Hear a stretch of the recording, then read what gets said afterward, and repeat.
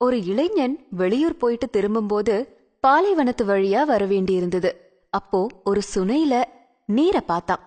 ஆவலோட ஓடி போய் அந்த நீரை பருகியவன் அந்த தண்ணியோட சுவையில அளவில்லாத மகிழ்ச்சி அடைஞ்சான். குடிமக்களை சிறந்த முறையில ஆட்சி செய்யக்கூடிய தன்னோட நாட்டு மன்னனுக்கு அந்த நீரை கொடுத்தா அவர் ரொம்ப சந்தோஷம் அடைவாரு அப்படின்னு நினைச்சு தன்னோட தோல் பையில அந்த நீரை கொஞ்சமா நிரப்பிக்கிட்டு போனான். 4 நாட்கள் பயண முடிவுல தன்னோட ஊரை சேர்ந்தவன் அரண்மனைக்கு போய் அரசன் கிட்ட அந்த தண்ணியோட அருமை பெருமைகளை சொல்லி, உலகிலேயே இந்த மாதிரி சுவையான தண்ணி இருக்கவே முடியாது அப்படின்னு சொல்லி அவருக்கும் அத கொடுத்தான். மன்னன் கொஞ்சம் கூட தாமதிக்காம மொத்த நீரையும் குடிக்க ஆரம்பிச்சாரு. இத பக்கத்துல இருந்து பாத்துட்டு இருந்த பட்டத்து ராணி, எனக்கும் அந்த தண்ணிய கொஞ்சம் கொடுங்களே அப்படின்னு கேட்டாங்க. எனக்கும் குடிக்க ஆசையா இருக்கு அப்படின்னு அவங்க சொல்ல, அத கேட்காம மொத்த நீரையும் அவரே குடிச்சு முடிச்சிட்டாரு. பிரமாதம்! உண்மையில இந்த மாதிரி ஒரு சுவையான தண்ணிய நான் இது வரைக்கும் என் வாழ்க்கையில குடிச்சதே இல்ல.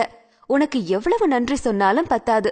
நீ நீடூடி வாழ்க அப்படின்னு வாழ்த்தினது மட்டுமல்லாம பரிசுகளையும் கொடுத்தாரு. இளைஞன் தன்னோட மன்னனுக்கு அந்த அதிசய நீரை கொடுத்த சந்தோஷத்துல திரும்ப போனான். அவன் போன பிறகு ராணி, என்ன இருந்தாலும் உங்களுக்கு இவ்வளவு சுயநலமாகாது. அந்த தண்ணிய எனக்கும் கொஞ்சம் கொடுத்தா என்ன குறைஞ்சா போயிடுவீங்க அப்படின்னு சொன்னாங்க. இல்ல ராணி, நான் மொத்த நீரையும் குடிக்கல. அதுல கொஞ்சம் தண்ணி இருக்கு. நீ வேணும்னா குடிச்சு பாரேன் அப்படின்னு சொன்னாரு.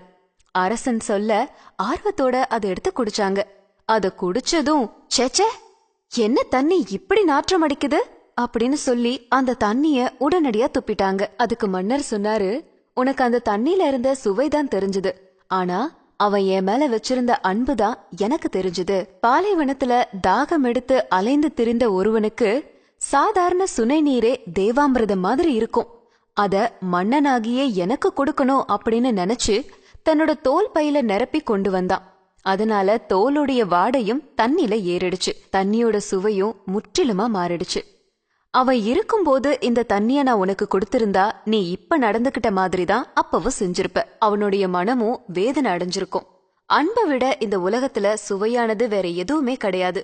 நம்மள பெரும்பாலானோர் பொருளுடைய மதிப்பை தான் எடை போடுறோமே தவிர அதுல இருக்கிற அன்பை பாக்குறது இல்ல. அப்படி செய்யறது உள்ள இருக்கிற முத்த பாக்காம சிப்பிய ஒதுக்குற மாதிரி தான். நீங்க வாழ்க்கையில அந்த மாதிரி எத்தனை முத்துக்களை தவற விட்டு இருக்கீங்க அப்படின்னு தெரியுமா? இனியாவது விழிச்சுக்கணும். மனித உணர்வுகளை மதிக்க கத்துக்கணும். அடுத்த முறை உங்களுக்கு யாராவது பரிசு பொருட்கள் கொடுத்தா அதனோட விலை மதிப்பை பார்க்காம, அது எவ்வளவு பெருசுன்னு பார்க்காம, அதுக்கு பின்னாடி இருக்கிற அன்பை பாருங்க.